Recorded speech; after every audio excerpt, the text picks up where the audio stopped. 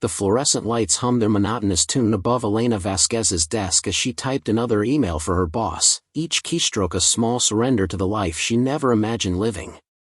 Outside the glass walls of Hartman Associates, the city of Seattle buzzed with ambition and possibility, but inside this corporate law firm on the 20th floor, Elena felt like she was slowly disappearing. Her fingers flew across the keyboard with mechanical precision, scheduling depositions, formatting briefs, answering phones that never stopped ringing. She was 28 years old, and somehow she had become invisible. Before we jump back in, tell us where you're tuning in from, and if this story touches you, make sure you're subscribed, because tomorrow, I've saved something extra special for you. The morning dragged on with the weight of 1,000 identical mornings before it. Elena had been working as a legal secretary at Hartman Associates for 3 years now, ever since she moved to Seattle from Los Angeles. 3 years of coffee runs and document filing. 3 years of being spoken to rather than spoken with. 3 years of watching lawyers younger than her treat her like furniture that occasionally needed to fetch things. Her boss, Richard Hartman, was a partner at the firm, a man in his 50s who wore expensive suits and even more expensive watches. He was the kind of person who measured success by billable hours and corner offices, who saw people as either useful or obstacles. Elena had learned early on that to Richard, she was merely useful. The office itself was all cold elegance and carefully curated success. Dark wood paneling lined the walls, thick carpets muffled footsteps, and original artwork hung in gilt frames to impress wealthy clients. In the main lobby, positioned near the floor-to-ceiling windows with their view of Elliott Bay, sat a Steinway grand piano. It was Richard's pride and joy, a status symbol he had purchased at auction for nearly $200,000. The piano had belonged to some dead composer whose name Elena could never remember, and Richard loved telling clients its provenance over single malt scotch. The instrument sat there like a museum piece, polished weekly by the cleaning crew, untouched and unplayed. It was another trophy in Richard's collection of things that proved he had made it. Elena walked past that piano every single day. Every morning when she arrived at 7:30. Every afternoon when she took her lunch break to the small kitchen down the hall. Every evening when she finally escaped at 6 or 7 or sometimes 8 o'clock. And every single time she passed it, something inside her chest tightened with a longing so fierce it almost hurt. She had never touched it. She had never even stood close enough to see her reflection in its glossy black surface. Because 6 months ago, during her first week at the firm, Richard had caught her looking at it with something more than casual interest. "Don't even think about it," he had said, his voice sharp. "That piano is worth more than you make in 2 years. If I catch you within 5 feet of it, you're fired. Understand?" Elena had nodded, her cheeks burning with embarrassment. She understood. She understood that to him she was someone who broke things, someone who couldn't be trusted around valuable objects, someone whose desires and dreams were irrelevant compared to the sanctity of his possessions. So she had kept her distance. She looked but never touched. She imagined but never acted. The piano remained as unreachable as everything else she had given up. Once upon a time, music had been Elena's entire world. She grew up in a small apartment in East Los Angeles where her father fixed cars and her mother cleaned houses. They didn't have much, but they had music. Her father loved old boleros and would sing them while working on engines in their driveway. Her mother hummed corridos while folding laundry. And Elena, from the age of 5, had shown an unusual obsession with any instrument she could get her hands on. She banged on pots and pans like drums. She made flutes out of paper towel tubes. She saved birthday money for a plastic keyboard from a thrift store and taught herself to play by ear, picking out melodies from songs on the radio. When she was 8, a music teacher at her elementary school noticed her natural ability. The teacher, Mrs. Chen, was a kind woman with gray hair who volunteered her time after school to work with talented students who couldn't afford private lessons. She took Elena under her wing, teaching her proper technique, music theory, how to read sheet music. By the time Elena was 10, she was playing Chopin. By 12, she was playing Rachmaninoff. By 15, she was winning regional competitions and dreaming of conservatories and concert halls. Her parents were so proud. They didn't understand classical music, but they understood excellence when they saw it. Her father started working overtime to save money for a real piano. Her mother took extra cleaning jobs on weekends. And when Elena was 16, they surprised her with an upright piano, used but beautiful, that filled half their tiny living room. Elena practiced for hours every day. She played until her fingers ached and her back hurt from sitting. She played through homework and dinner and the sounds of her neighbors arguing through thin walls. Music was her escape, her purpose, her future. She got a full scholarship to the University of Southern California to study piano performance. Her professors said she had something rare, a combination of technical skill and emotional depth that couldn't be taught. They said if she worked hard, if she dedicated herself completely, she could have a career as a performer. Maybe even a soloist with orchestras. The world was opening up for her, a world beyond East Los Angeles, beyond struggle, beyond limitation. Then, halfway through her junior year, her father had a stroke. It happened on a Tuesday afternoon while he was under a car, checking someone's transmission.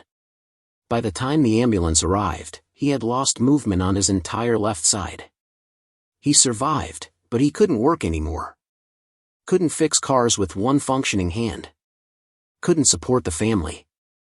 Her mother tried to take on more houses to clean, but she wasn't young anymore, and the work destroyed her knees and back. Someone had to help. Someone had to step up and make sure the bills got paid and her younger sister could finish high school. Elena was the oldest. Elena was the one who had always been responsible. So she made a choice. She left USC after her junior year.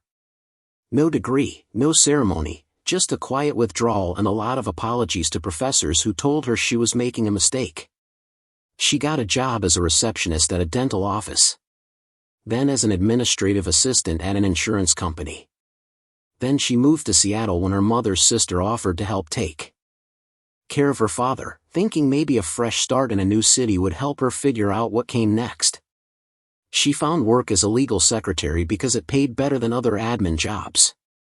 She told herself it was temporary. She told herself she would go back to music someday. That was 7 years ago. 7 years since she had performed in front of an audience. 7 years since she had practiced seriously. 7 years since she had let herself believe that music could be more than a memory of who she used to be. The clock on Elena's computer screen showed 11:45. 15 more minutes until lunch. She finished formatting a contract amendment and sent it to Richard's inbox, then allowed herself a moment to stare out the window at the gray Seattle sky. It was March, and the city was locked in its typical wet gloom, rain misting against the glass. Elena had packed a sandwich from home like she did every day. Turkey and cheese on wheat bread. An apple. A granola bar. She would eat in the small break room while scrolling through her phone, then come back to her desk and continue the afternoon grind. Elena, Richard's voice crackled through the intercom on her phone. My office. Now. She grabbed her notepad and pen, a reflexive habit even though most of their conversations didn't require notes. Richard's office was at the end of the hall, a massive space with mahogany furniture and walls lined with law books he probably never read. He was standing by his window, looking out at the city with his hands in his pockets, projecting the image of a man deep in important thoughts. You needed me, Elena asked, standing in the doorway. Come in. Close the door. Elena did as she was told, her stomach tightening slightly. Closed-door conversations were never good. They usually meant Richard was about to criticize something she had done or pile more work onto her already overflowing plate. I'm having clients come in this afternoon at 2 o'clock, Richard said without turning around. The Berkshire merger. Big deal. Very important people. I need you to make sure the conference room is perfect. Fresh coffee, pastries from that French place on Pike, water with lemon, the works. Of course, Elena said, already making a mental list.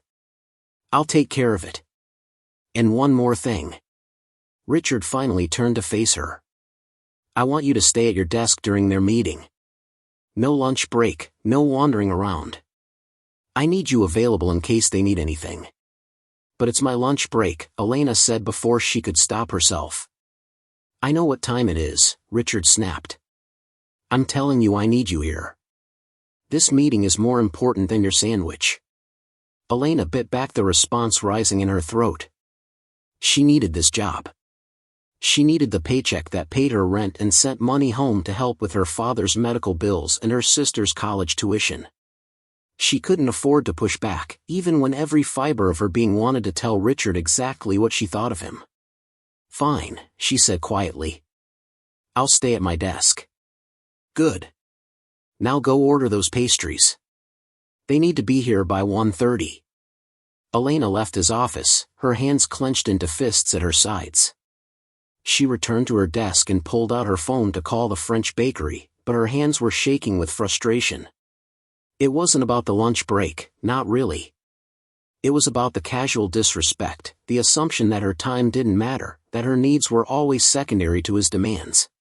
Preparing and narrating this story took us a lot of time, so if you are enjoying it, subscribe to our channel, it means a lot to us.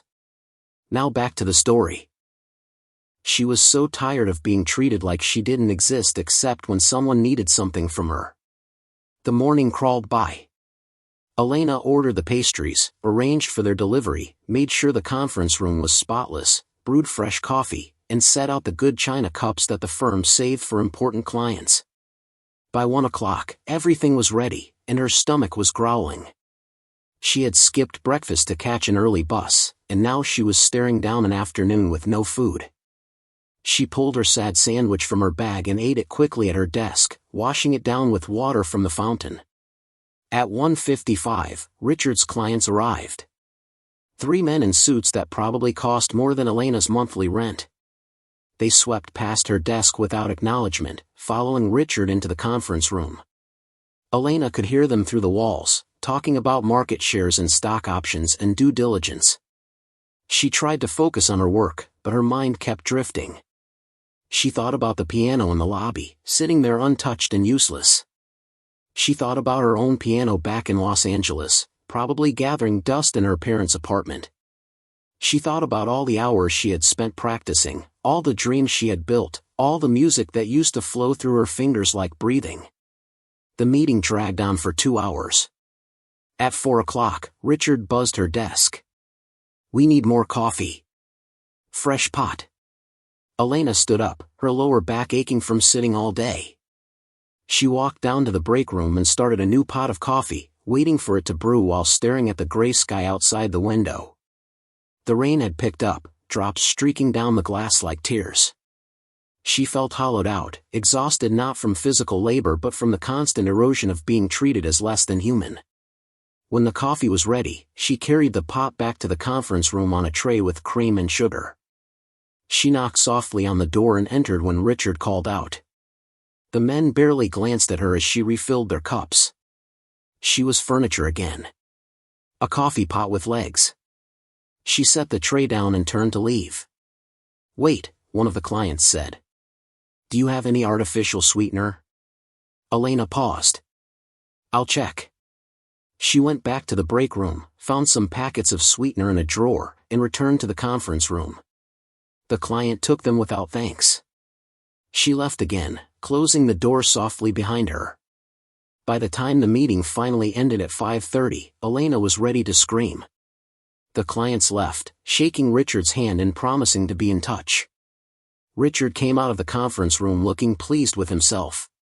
Good meeting, he announced to the office at large, though Elena was the only one still there. Most of the other staff had left by 5. Clean up the conference room before you go.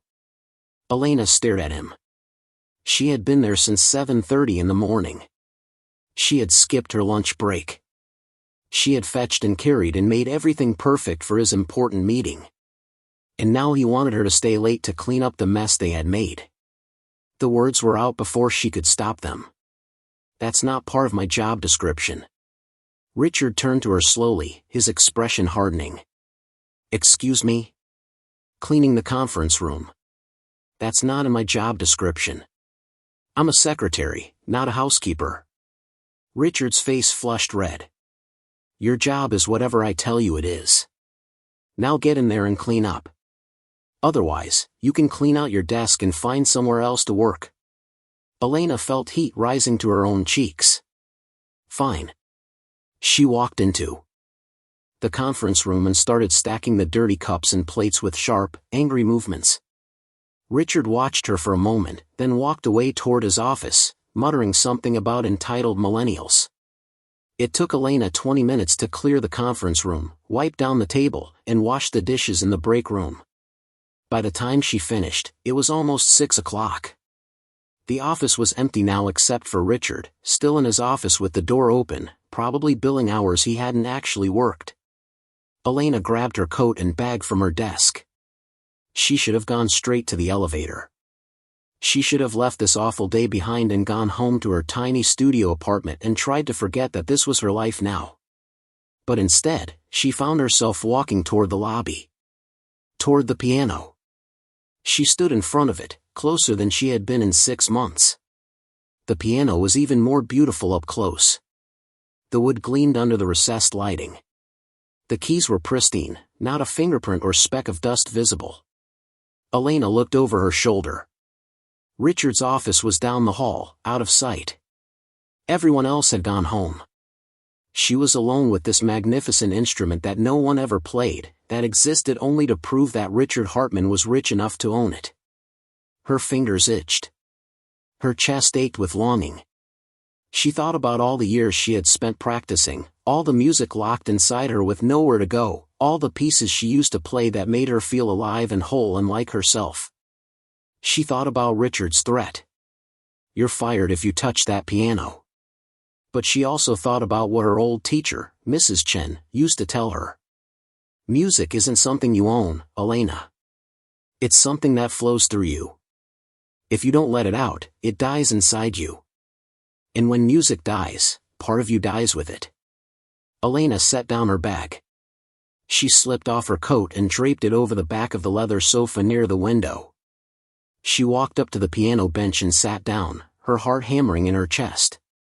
The bench was the perfect height. The piano was perfectly in tune. She placed her fingers on the keys and felt electricity run through her entire body. It had been so long. So impossibly long. She pressed down on middle C, and the note rang out pure and clear in the silent office. It was the most beautiful sound she had heard in years. Elena took a breath and began to play. She didn't choose the piece consciously. Her fingers simply moved to where they remembered going, and suddenly she was playing Debussy's Clair de Lune. The music flowed out of her like water from a broken dam, 7 years of silence spilling into the air. Her fingers remembered every note, every dynamic, every subtle shift in tempo. The piece was about moonlight, about beauty and melancholy and things half seen in darkness. Elena played it with all the longing and loss she had been carrying for so long. She played it for her father who couldn't work anymore. She played it for her mother's tired hands. She played it for her own abandoned dreams. She played it for every time Richard or someone like him had made her feel small and worthless and invisible.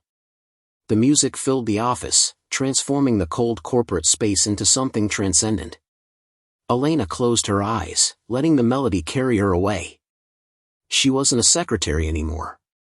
She wasn't fetching coffee or filing documents or swallowing her pride. She was a musician. She was an artist. She was herself, completely and fully, for the first time in 7 years. She didn't hear the elevator doors open. She didn't hear the footsteps in the hallway. She didn't notice anything except the music pouring from her fingers and the joy erupting in her chest like sunrise.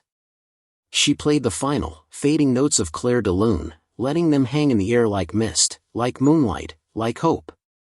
When the last note died away, Elena opened her eyes.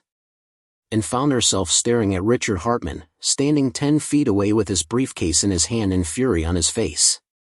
What the hell do you think you're doing? His voice cut through the silence like a knife. Elena stood up quickly, her heart dropping into her stomach. She started, but he cut her off. I told you never to touch that piano.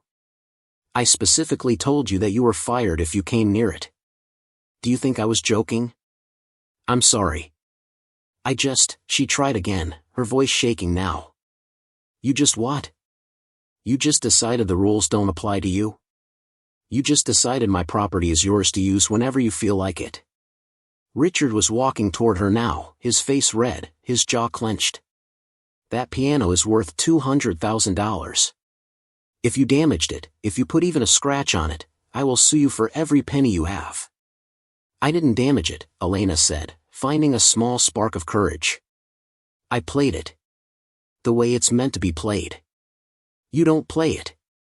You just keep it here like a trophy. Richard's eyes narrowed. How dare you? How dare you lecture me about my own property in my own office? You are a secretary. You are hired help. You don't get to touch things that cost more than you'll make in your entire pathetic life. The words hit Elena like physical blows. For a moment she just stood there, stunned by the casual cruelty, the absolute contempt in his voice. Then something inside her snapped. Something that had been bending and bending under the weight of years of disrespect finally broke, and instead of collapsing, it made her stand taller. You know what? Elena heard herself say, her voice steady now. You're right. I am a secretary. I file your papers and answer your phones and fetch your coffee. But I'm also a musician. I'm a pianist who studied at USC. I'm someone who used to win competitions and give recitals. I'm a person with talent and value and dignity. And you, she continued, her voice rising, you treat me like I'm nothing. Like I'm furniture. Like my time and my feelings and my entire existence don't matter. Well, I matter. And that piano matters. It's meant to make music, not sit here gathering dust while you brag about how much you paid for it to people who don't care. Richard's face had gone from red to purple. You're fired. Get out. Get your things and get out of my office right now. Fine, Elena said. She felt strangely calm, like she was watching herself from a distance. She walked past Richard, grabbed her coat and bag, and headed for her desk. She didn't look back. Behind her, she heard Richard muttering angrily, something about insubordination and respect, but she wasn't listening anymore. She gathered her few personal items from her desk, a photo of her family, a coffee mug her sister had given her, a small succulent plant. She shoved them into her bag, put on her coat, and walked to the elevator. Only when the elevator doors closed and she was descending alone toward the lobby did Elena realize what she had just done. She had quit. Or been fired. Same result. She had no job, no income, no way to pay next month's rent or send money home to her family. She should have been terrified. She should have been panicking. Instead, she felt light. She felt free. For the first time in 3 years, she had stood up for herself. She had claimed her worth. She had played the piano. The elevator reached the lobby and Elena stepped out into the evening rain. She stood on the sidewalk for a moment, letting the drops soak into her hair and coat. The city rushed past her, people hurrying home from work, cars splashing through puddles. Elena tilted her face up to the sky and laughed. It started as a small chuckle but grew into full, body-shaking laughter. She had just torpedoed her entire life for the sake of playing Debussy for 3 minutes. It was insane. It was reckless. It was possibly the best thing she had done in years. Elena pulled out her phone to call her sister, to tell someone about what had just happened, but before she could dial, she noticed something strange. Her phone was buzzing with notifications. Texts, emails, social media alerts. All coming in rapid succession. She opened her text messages and saw several from coworkers at the firm. Oh my God, Elena, are you okay? Did you really just play the piano? Holy shit, that was amazing. Check Instagram. You're going viral. Elena's stomach flipped. What? She opened Instagram and her breath caught. Someone had filmed her. Someone had been in the office and recorded her playing Clair de Lune on Richard's precious piano. The video had been posted 20 minutes ago, and it already had 50,000 views. The caption read, "Legal secretary plays her boss's off-limits piano during lunch break. Wait for the ending. You won't believe what happens next." Elena's hands were shaking as she watched the video. It showed her sitting at the piano, her fingers moving across the keys, her face peaceful and absorbed in the music. The audio quality was surprisingly good. You could hear every note, every subtle dynamic. The video had captured the entire performance, all 4.5 minutes of it. And at the end, you could see Richard entering the frame, his face contorted with anger. The video cut off before the actual confrontation, but the tension was obvious. The comments section was exploding. "Who is this woman? She plays beautifully. Why is her boss mad? She's so talented. This made me cry. What happened to her? Did she get fired?" Elena scrolled through hundreds of comments, all posted in the last 20 minutes. Someone had shared the video to Twitter. Someone else had posted it to TikTok. It was spreading across platforms, being reposted and shared and commented on by thousands of people who didn't know her but were moved by what they had seen. Elena stood on the rainy sidewalk, staring at her phone in disbelief. She had just played piano in an empty office, or so she thought, and somehow it had been recorded and shared with the world. And the world was responding. Her phone rang. An unknown number. She almost didn't answer, but curiosity won out. "Hello? Is this Elena Vasquez? The woman who played piano in that video?" "Yes," Elena said cautiously. "Who is this?" "My name is Rebecca Song. I'm a talent agent here in Seattle. I just saw your video and I had to reach out immediately. That performance was extraordinary." Elena's heart was racing. "I don't understand. How did you get my number?" "I have my ways. Look, I know this is sudden, but are you available to meet tomorrow?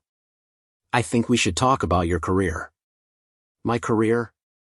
I'm a legal secretary. Or I was. I just got fired." "I know. I saw the end of the video. And I think getting fired might be the best thing that ever happened to you. Meet me tomorrow at 10 at Café Allegro on University Way. Please. This could change your life." Rebecca hung up before Elena could respond. Elena stood there in the rain, her phone clutched in her hand, trying to process everything that was happening. In the span of 30 minutes, she had played piano for the first time in years, confronted her boss, been fired, gone viral on social media, and been contacted by a talent agent. It was too much. It was overwhelming.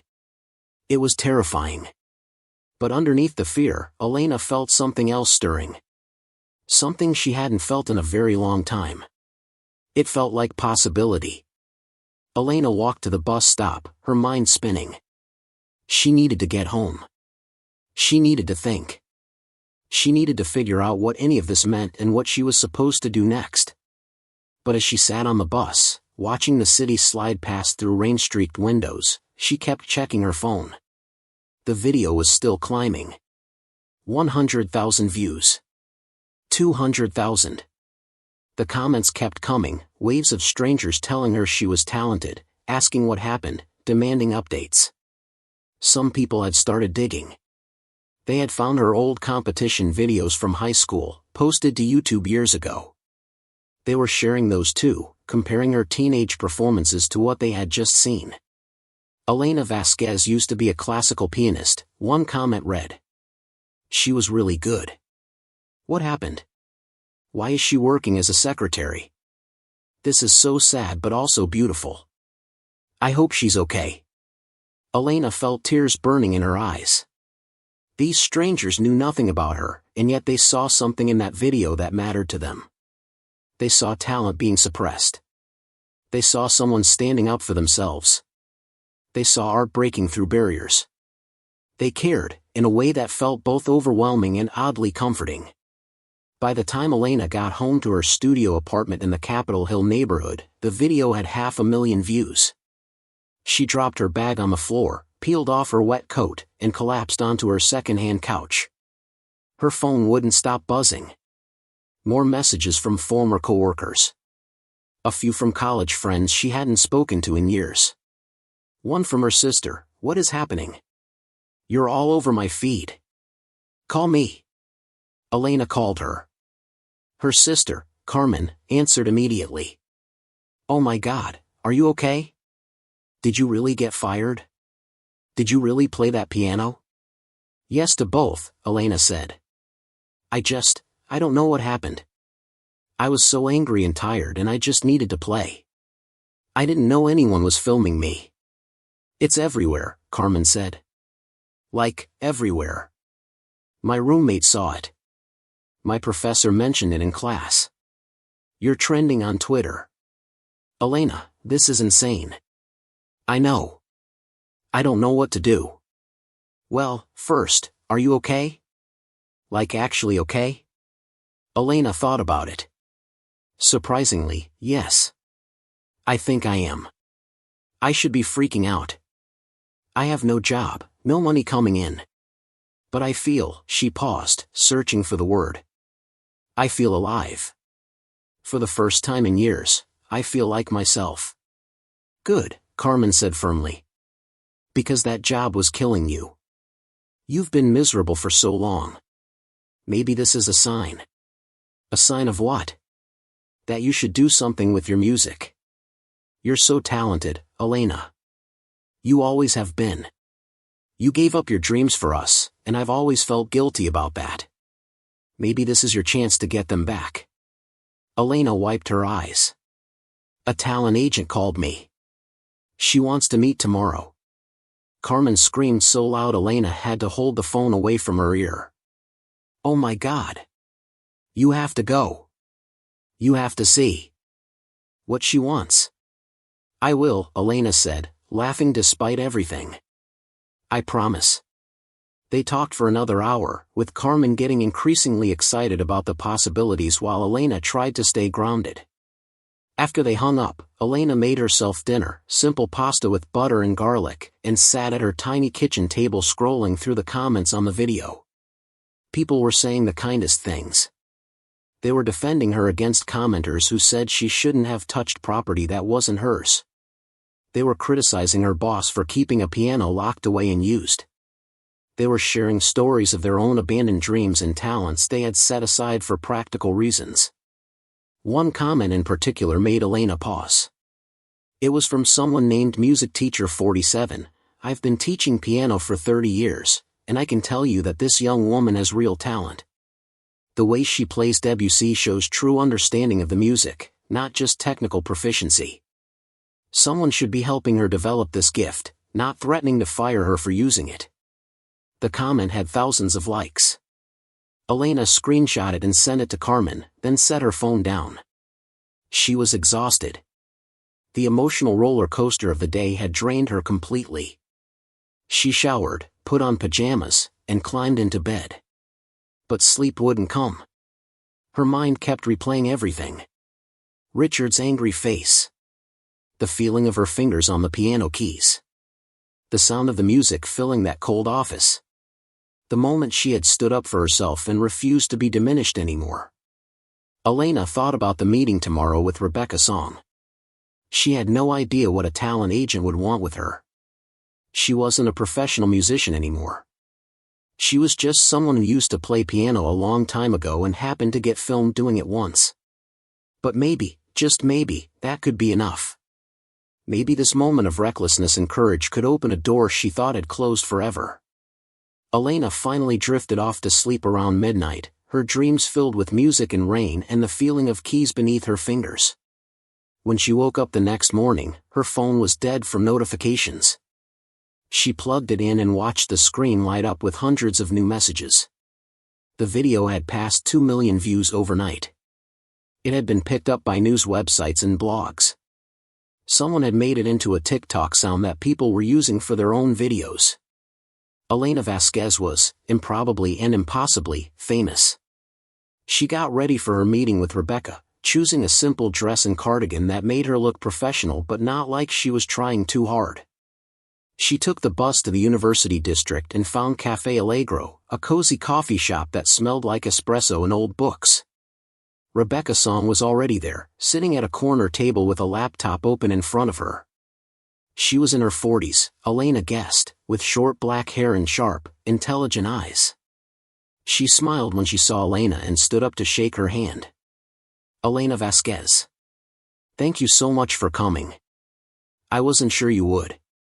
To be honest, I wasn't sure either, Elena said, sitting down across from her. This is all very strange. I understand. Can I get you a coffee? Sure. Thank you. Rebecca ordered them both lattes, then settled back in her chair and studied Elena with an expression that was both warm and assessing. So, let's talk about what happened yesterday.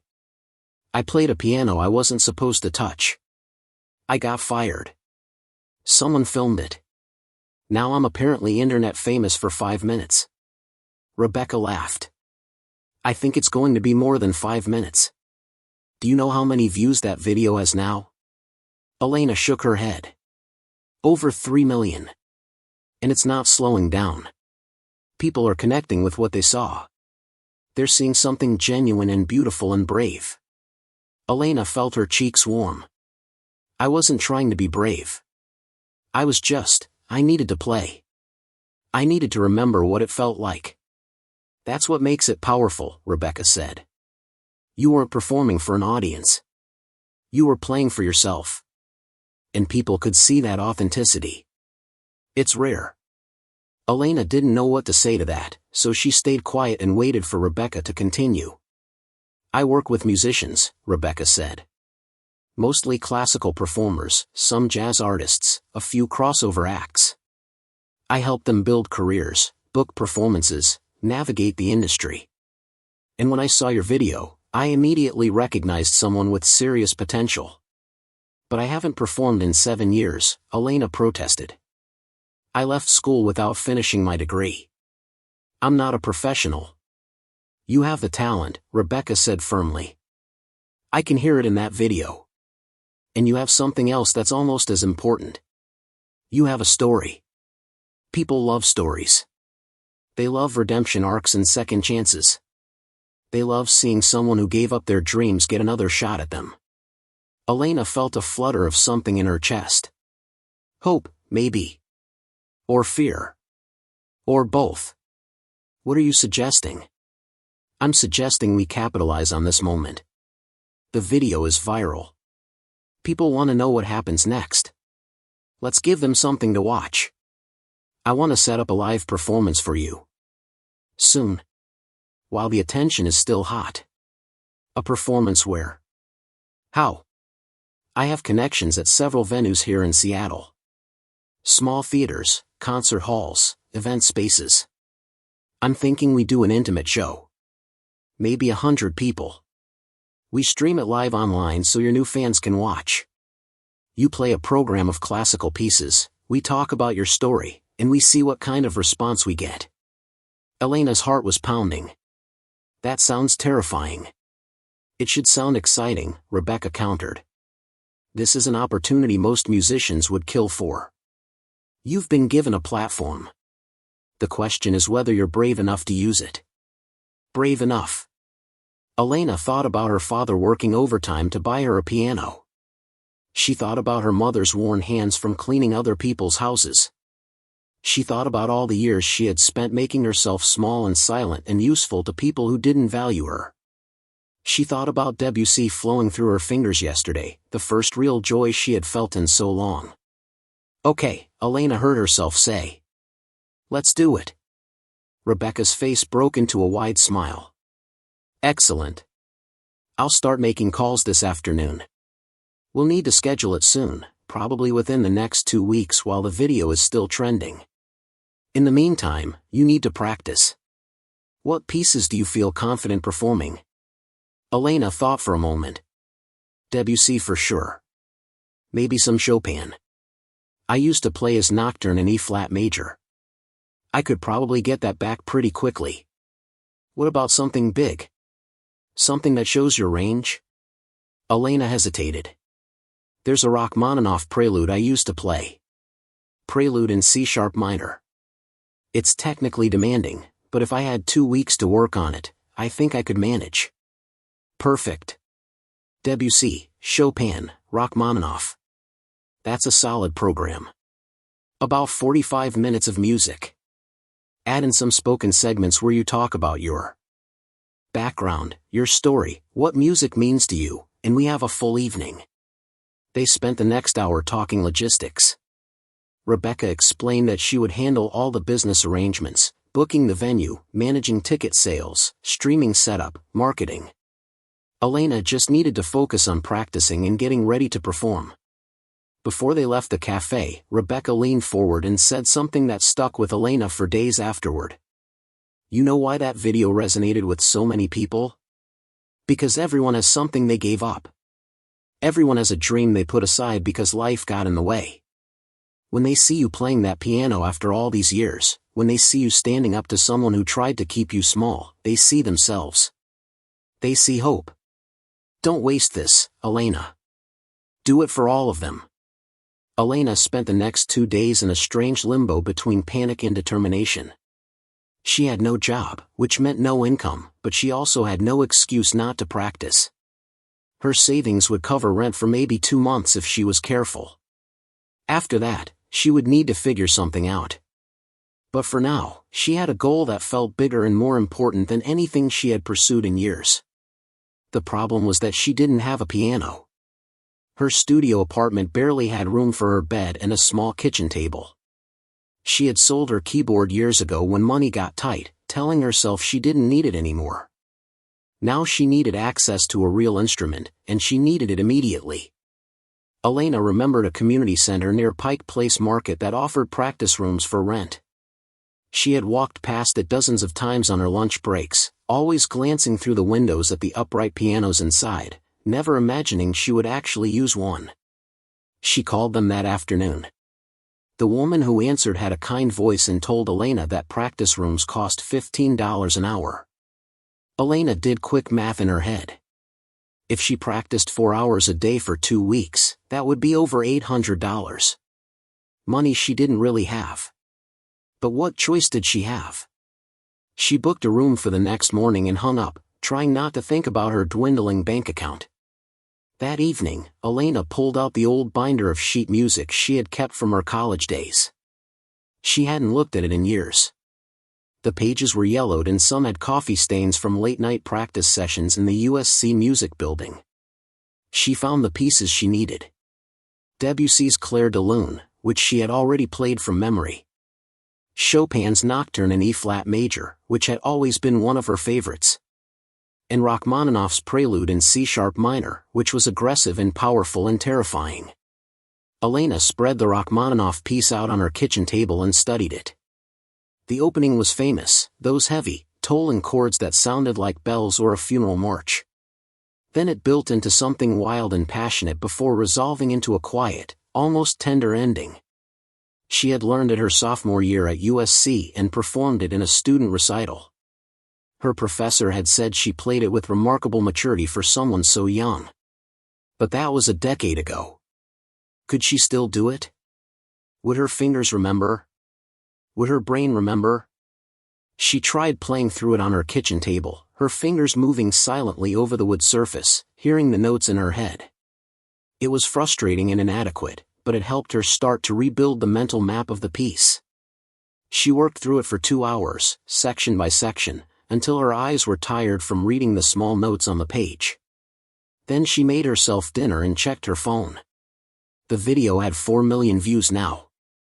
The comments kept coming, thousands of them. Elena scrolled through and saw that people were sharing their own stories. A woman in her 50s wrote about how she had quit painting when she got married and started a family, and seeing Elena play made her want to pick up a brush again. A man talked about playing guitar in a band in college and giving it up for a corporate job he hated. A teenager wrote about wanting to pursue dance but being pressured by her parents to focus on getting into a good college instead. Elena felt the weight of it all. These strangers were projecting their own unfulfilled dreams onto her. They were rooting for her because they wanted to believe that second chances were possible, that talent didn't have an expiration date, that it wasn't too late to become who you were meant to be. She couldn't let them down. More importantly, she couldn't let herself down. Not again. The next morning, Elena arrived at the community center at 8 o'clock when it opened. The building was old but well maintained, with hardwood floors and tall windows that let in the gray morning light. The woman at the front desk was the same one Elena had spoken to on the phone. Her name tag said Dorothy, and she looked to be in her 70s with white hair pulled back in a neat bun. "You must be Elena," Dorothy said with a warm smile. "I have you in practice room 3. It's upstairs, second door on the left. The piano isn't anything fancy, but it's in tune and the action is good." "That's all I need," Elena said. "Thank you." She climbed the narrow staircase to the second floor and found room 3. It was small, maybe 10 feet by 10 feet, with cream-colored walls and a single window. The upright piano sat against one wall. It was old, the wood dark and slightly scratched, but when Elena sat down and played a scale, the tone was warm and clear. It would do. Elena started with warm-up exercises. Scales and arpeggios in all the major and minor keys. Her fingers felt stiff at first, unpracticed, but after 20 minutes they started to loosen up. Muscle memory was a strange thing. Her hands remembered patterns her conscious mind had forgotten. They knew where to go, how to shape themselves for different chords, when to extend and when to contract. She worked through technical exercises for an hour until sweat was beading on her forehead and her shoulders ached. Then she opened the Debussy. She played through Clair de Lune slowly at first, stopping to work out spots where her fingers fumbled. The piece was all about control and subtlety. It required a light touch, a delicate balance between the melody and the accompaniment. Elena played it over and over, adjusting her pedaling, refining her dynamics. By the third hour, it was starting to sound like music instead of just notes. By the fourth hour, she was finding the emotion in it again, that wistful, dreamy quality that made the piece so beloved. When her 4 hours were up, Elena's back was stiff and her fingers were sore. She packed up her sheet music and headed downstairs. Dorothy was still at the front desk, reading a paperback novel. "How did it go, dear?" "Better than I expected," Elena admitted. "But I need a lot more practice." "Well, you're welcome back anytime." Dorothy paused, then added, "I saw your video, you know. The one with the piano at your office." Elena felt her cheeks warm. "Oh. That. You played beautifully. And good for you for standing up to that horrible man." Dorothy's expression was fierce. "I spent 40 years working for men like that. Men who thought they could treat women like property. You did the right thing."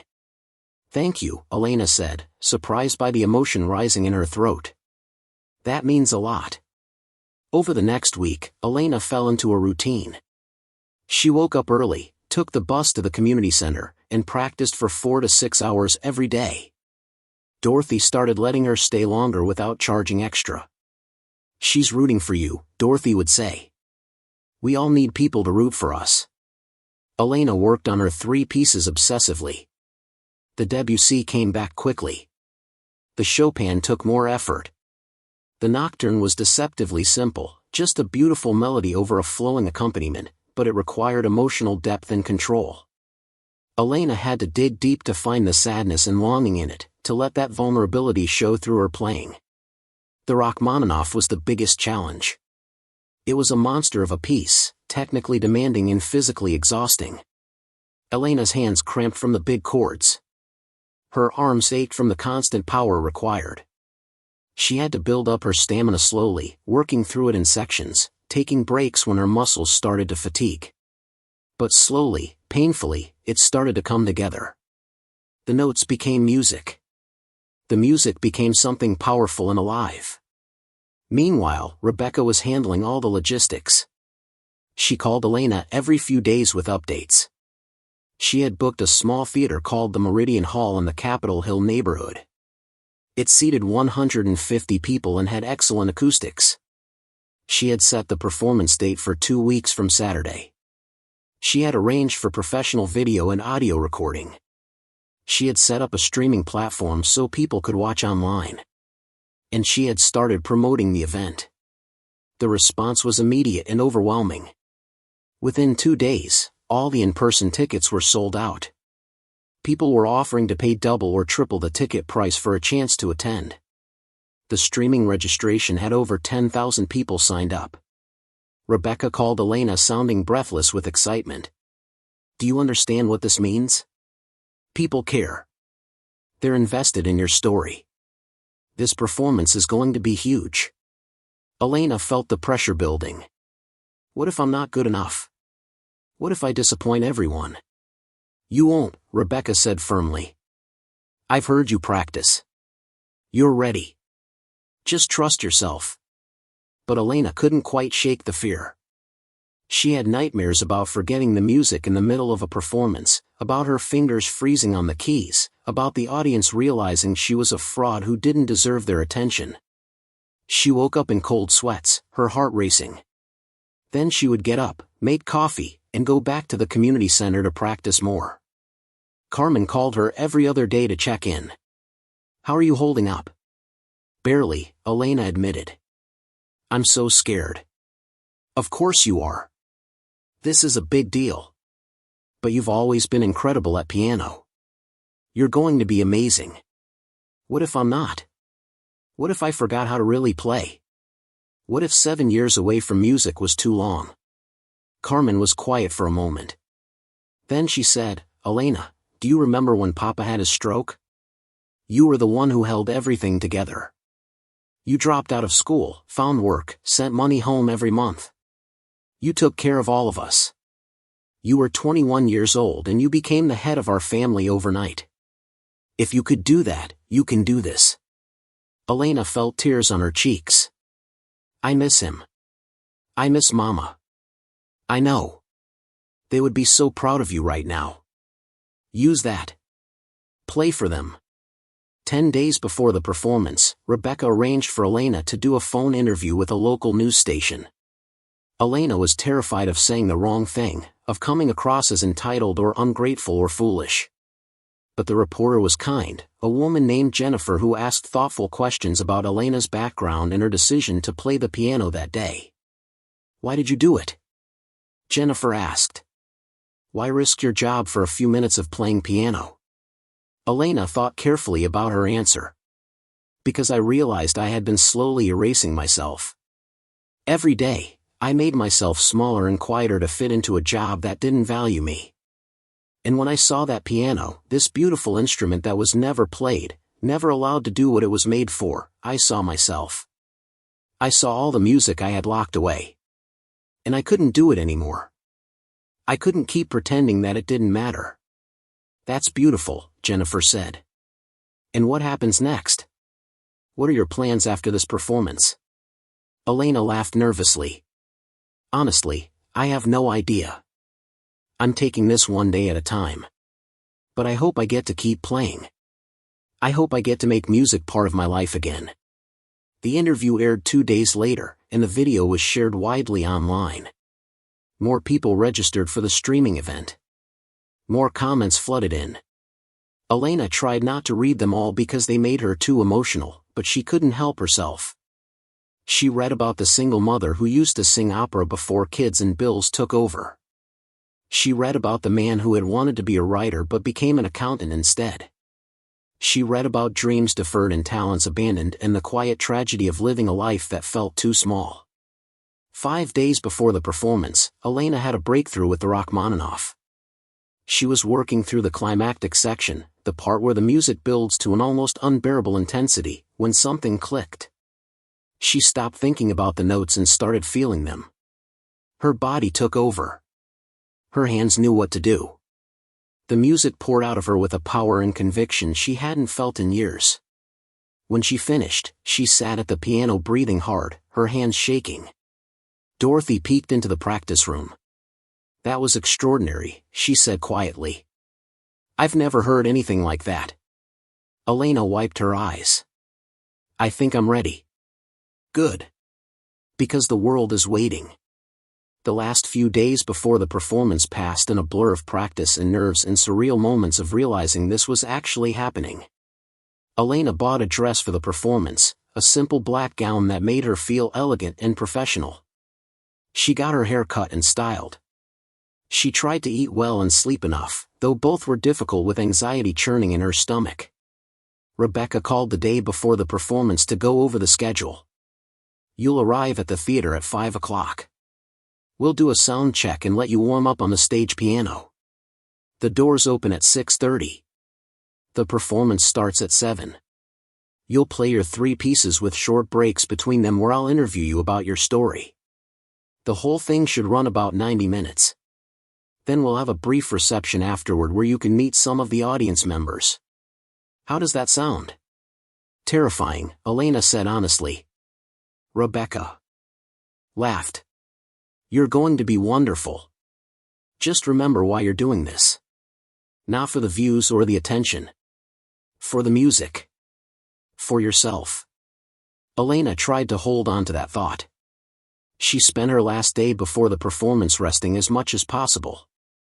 She went for a walk around Green Lake, trying to clear her mind. She called her family.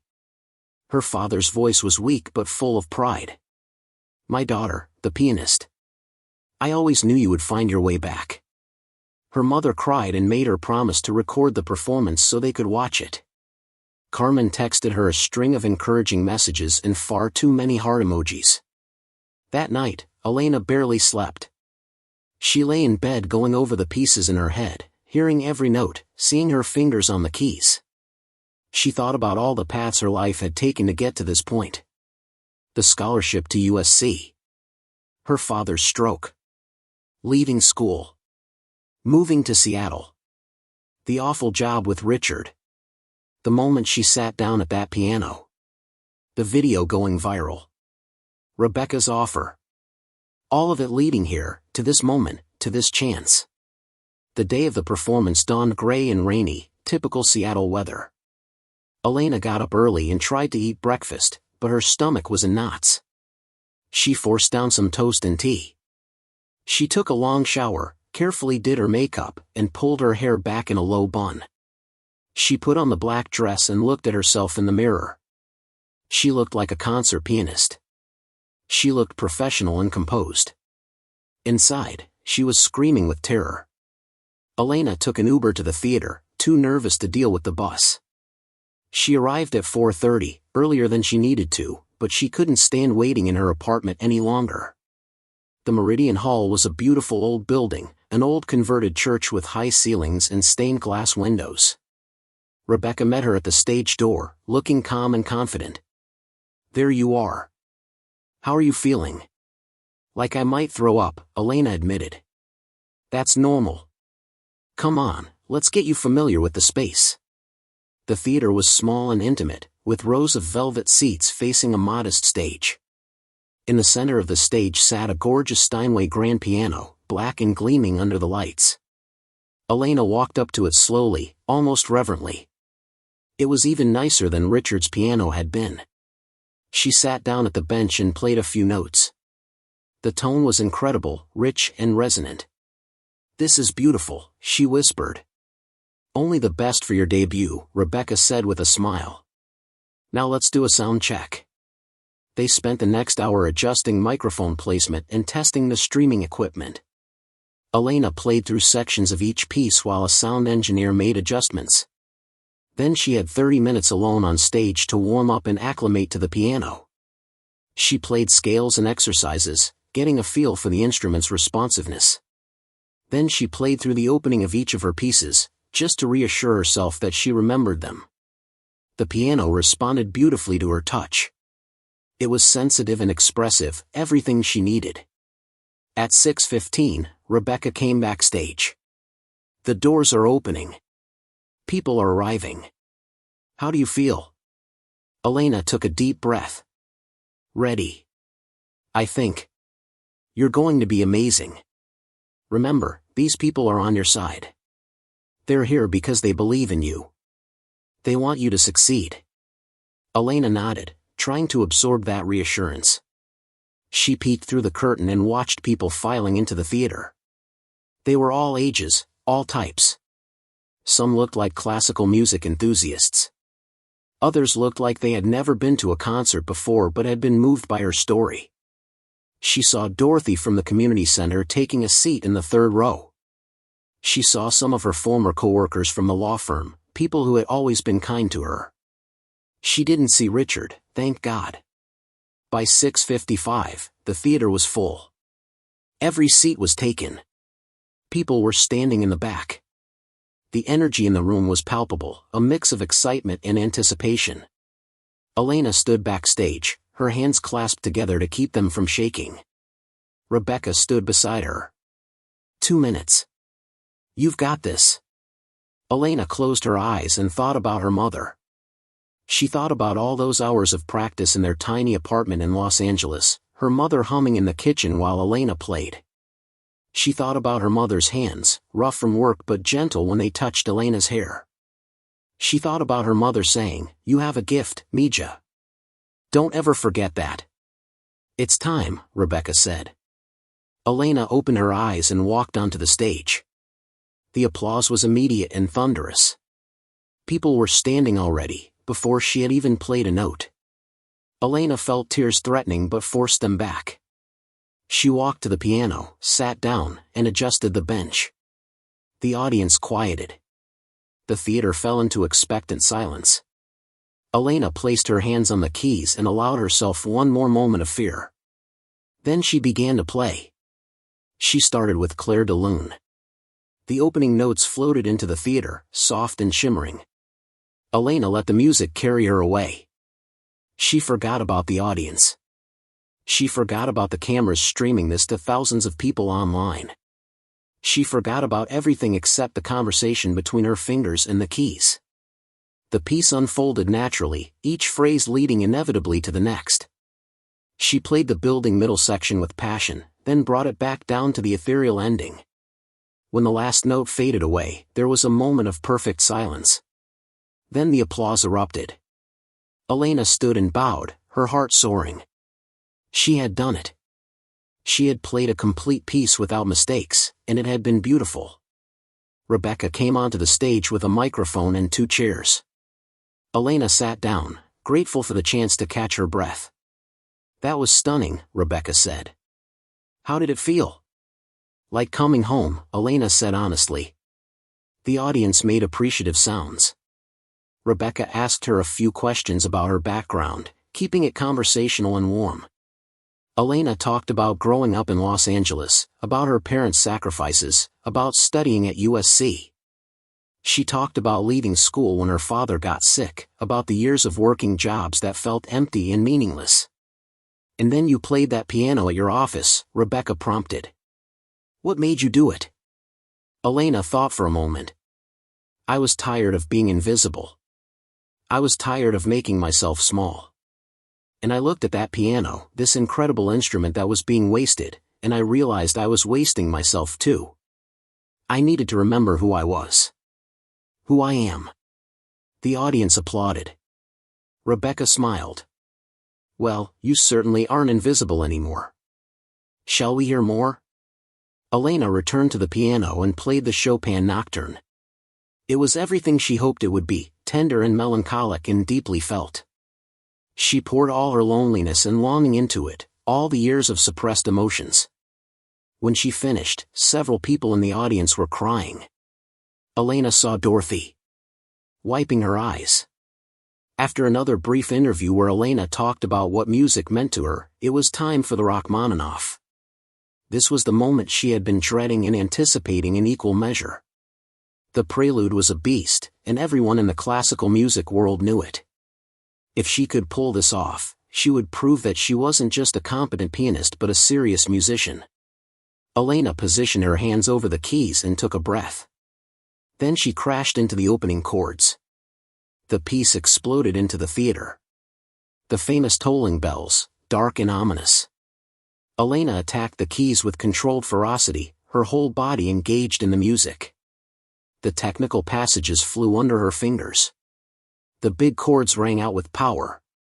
She rode the emotional waves of the piece, from aggressive to tender to triumphant. Her arms ached. Sweat beaded on her forehead. But she didn't falter.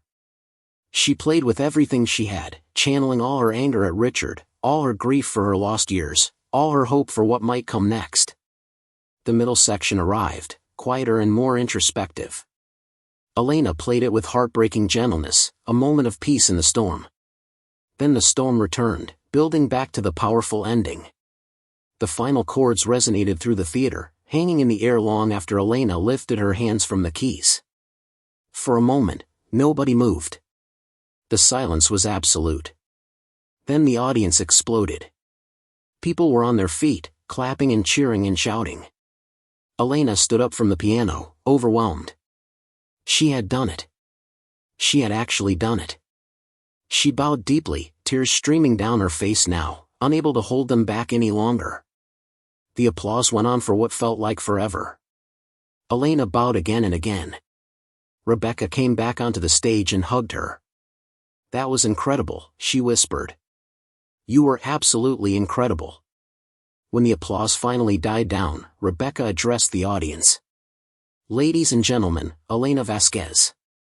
They erupted again. Elena wiped her eyes and smiled, a real genuine smile of pure joy. Rebecca led her off stage where a small reception had been set up. People lined up to talk to Elena, to shake her hand, to tell her how much the performance had meant to them. Dorothy was one of the first.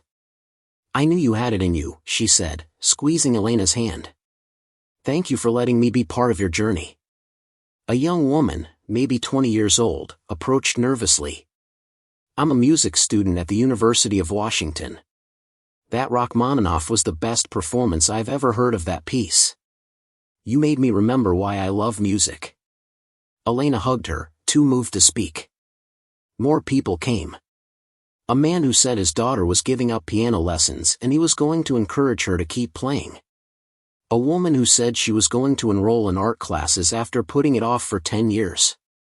A teenager who said he was going to audition for the school musical even though his friends thought it was stupid. Elena talked to as many people as she could, feeling energized rather than drained by their stories. These connections were what made art matter.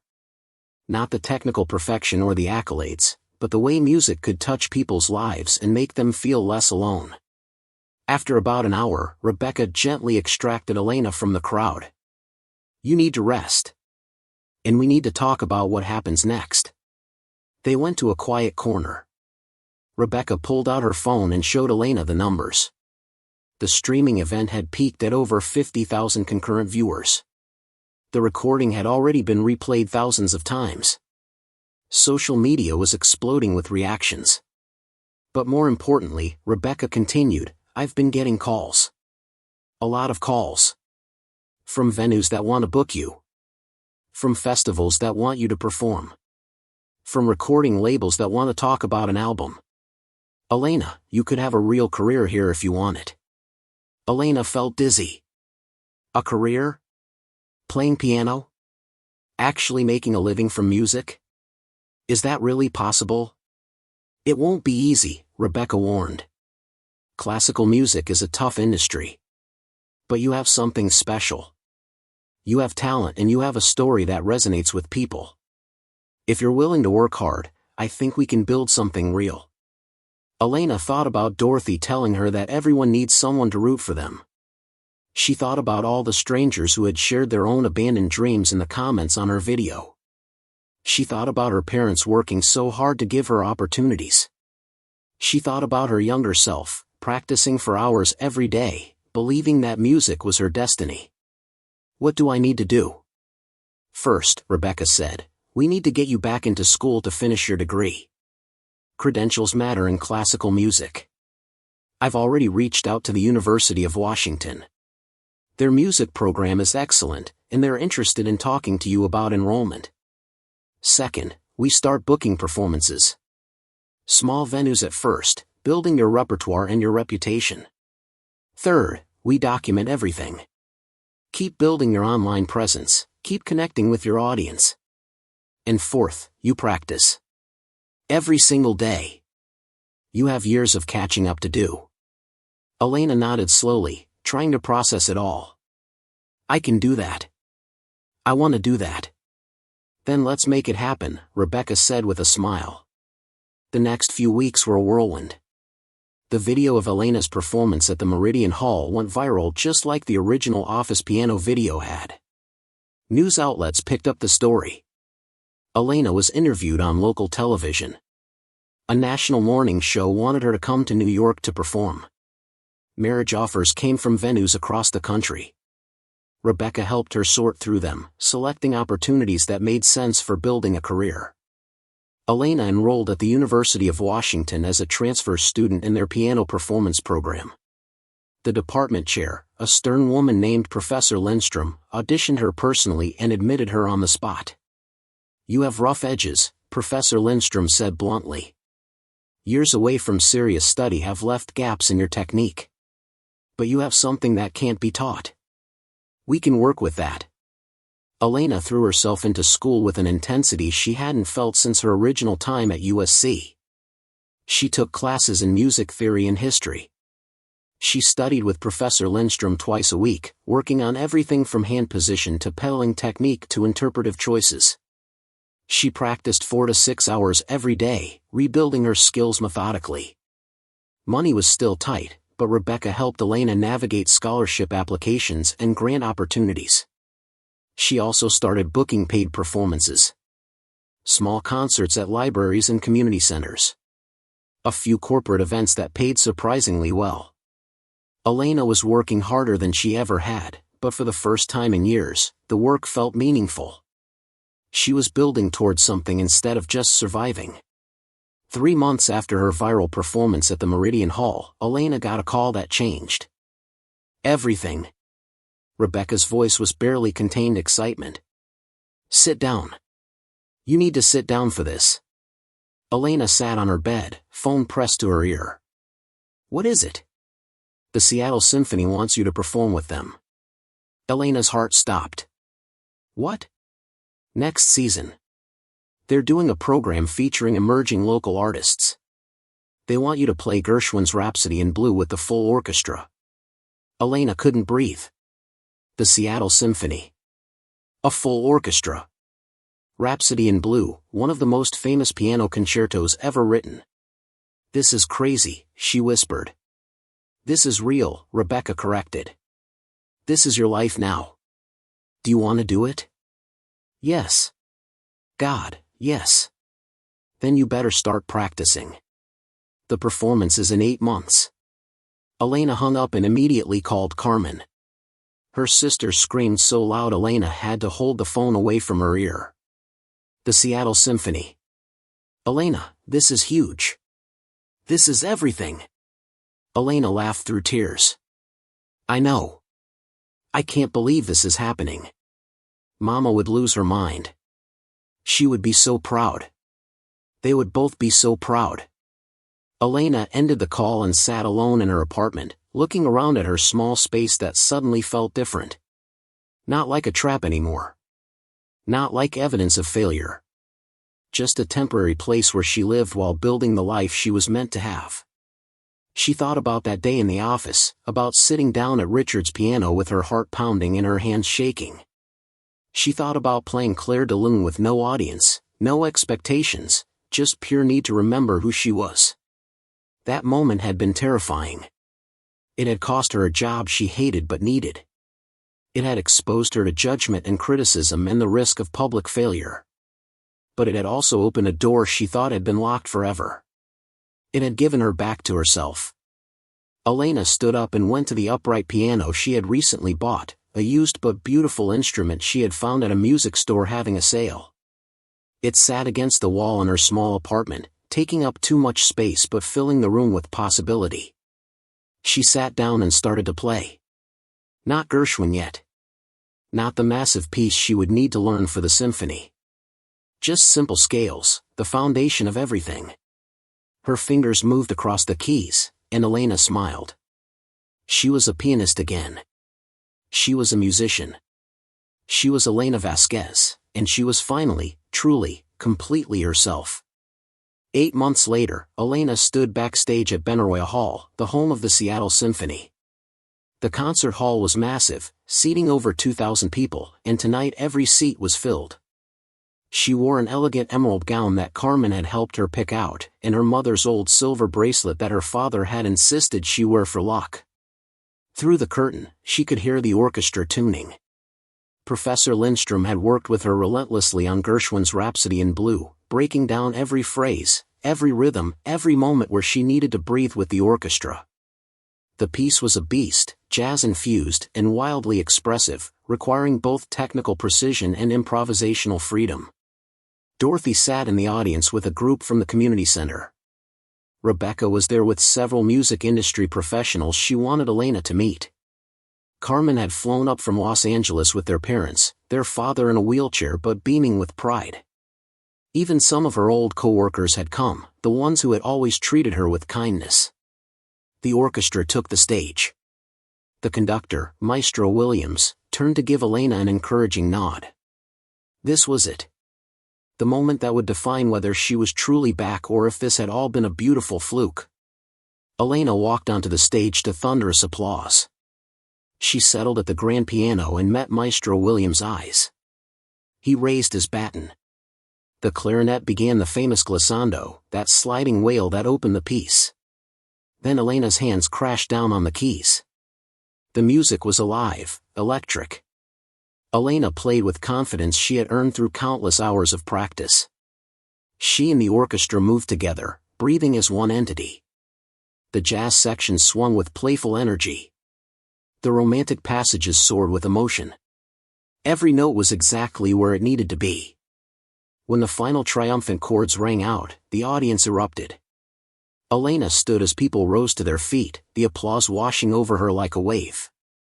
She saw her father crying, her mother's hands pressed to her heart. She saw Dorothy cheering wildly. She saw strangers who had followed her journey from that viral video to this moment, all of them celebrating not just her success, but what it represented. Second chances were real. Dreams could be reclaimed. It was never too late to become who you were meant to be. Elena bowed deeply, then looked up at the sea of faces. A year ago, she had been invisible, serving coffee to people who never saw her. Tonight, she was seen. She was heard. She was valued for exactly who she was. She was home. Up next, you've got 2 more standout stories right on your screen. If this one hit the mark, you won't want to pass these up. Just click and check them out.